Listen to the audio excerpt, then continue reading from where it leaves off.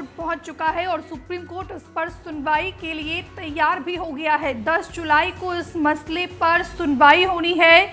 ये बड़ी खबर हम आपको बता रहे हैं। सुप्रीम कोर्ट में 10 जुलाई को इस याचिका पर सुनवाई होगी। कपिल सिब्बल जो देश के वरिष्ठ वकील हैं, उन्होंने इस मामले पर तत्काल सुनवाई की मांग की थी और ये बड़ी खबर हम आप तक पहुंचा रहे हैं कि बिहार में वोटर लिस्ट रिवीजन पर सुप्रीम कोर्ट सुनवाई को तैयार हो गया है। 10 जुलाई को इस मसले पर हियरिंग होनी है। वेरिफिकेशन के विरोध में 9 जुलाई को विपक्ष ने बिहार बंद बुलाया है। बिहार चुनाव से जुड़ी ये बड़ी खबर हम आपको बता रहे हैं। बिहार चुनाव से पहले हो रहे वोटर लिस्ट रिवीजन पर सुप्रीम कोर्ट सुनवाई को तैयार हो गया है।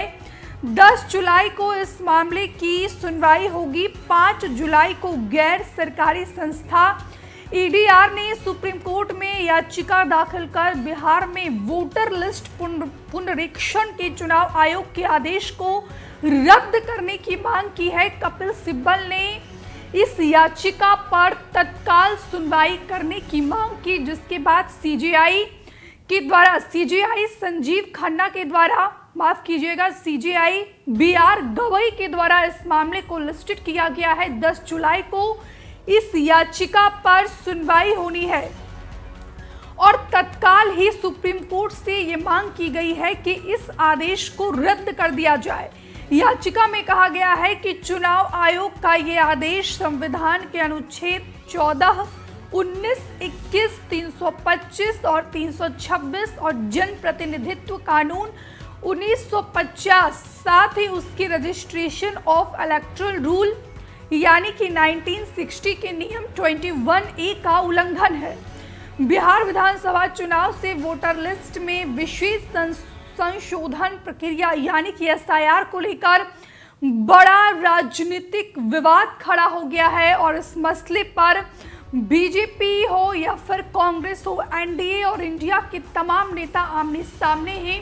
विपक्ष का कहना है कि Bharatiya Janata party election commission के द्वारा वोट काटने की ये बड़ी साजिश रच रही है और इसी को लेकर अब से थोड़ी देर पहले एआईएमआईएम की चीफ असदुद्दीन ओवैसी भी बाकायदा इलेक्शन कमीशन के दफ्तर पहुंचे।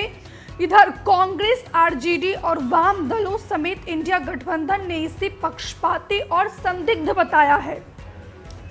आपको बताते चले कि पप्पू यादव ने 9 जुलाई को बिहार बंद का ऐलान किया है। विपक्षी ने इसे अल्पसंख्यकों और पिछड़ों को वोटर सूची से हटाने की साजिश बता रहे हैं। वही तेजस्वी यादव का कहना है कि बिहार में उनकी पार्टी के नेतृत्व वाला महागठबंधन राज्य में मतदाता सूची के विशेष गहन पुनरीक्षण के विरोध में अगले सप्ताह चक्का जाम करेगा और इधर इलेक्शन कमीशन का दावा है कि वैलिड वोटर का नाम नहीं कटेगा और इसी को लेकर जो है ये पूरा विवाद चल रहा है और अब ये मामला सुप्रीम कोर्ट भी पहुंच चुका है। सबसे पहले जो टीएमसी की सांसद है महुआ मोइत्रा, वो इस मामले पर सुप्रीम कोर्ट पहुंची। सुप्रीम कोर्ट का उन्होंने दरवाजा खटखटाया।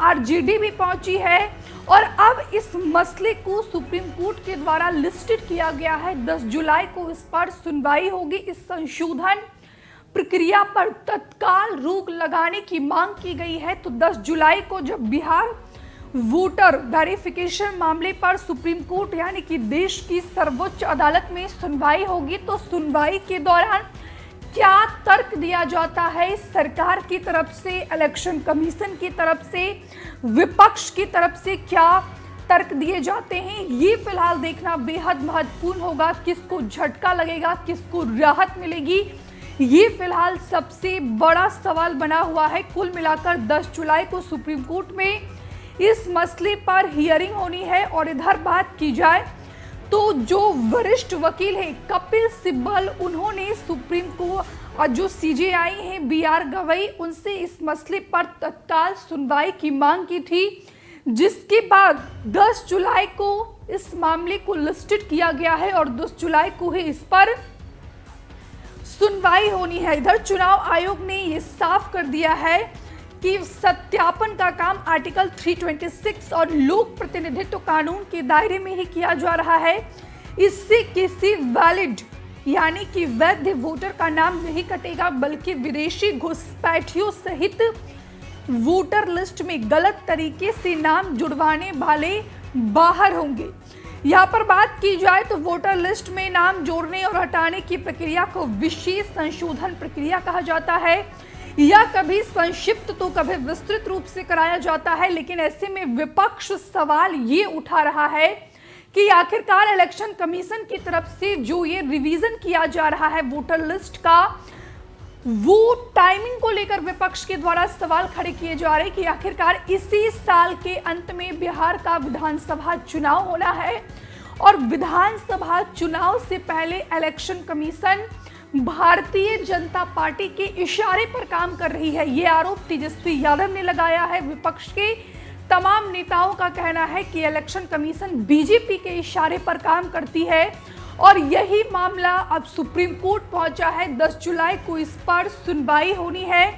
तो 10 जुलाई को सुप्रीम कोर्ट के द्वारा क्या फैसला सुनाया जाता है, क्या विपक्ष के द्वारा जो मांग की गई है कि इस संशोधन प्रक्रिया पर तत्काल रोक लगाई जाए, क्या 10 जुलाई को जब सुनवाई होगी तो इस प्रक्रिया पर सुप्रीम कोर्ट के द्वारा तत्काल रोक लगाई जाती है या नहीं, ये फिलहाल सबसे बड़ा सवाल बना हुआ है। लेकिन कुल मिलाकर यहाँ पर बात की जाए तो इलेक्शन कमीशन की कार्रवाई के खिलाफ जो है ये मामला अब सुप्रीम कोर्ट पहुंच चुका है। 10 जुलाई को सुप्रीम कोर्ट के द्वारा क्या आदेश पारित किया जाता है, किसको झटका लगता है, किसके लिए किसको राहत मिलती है, ये फिलहाल देखना बेहद ही महत्वपूर्ण होगा।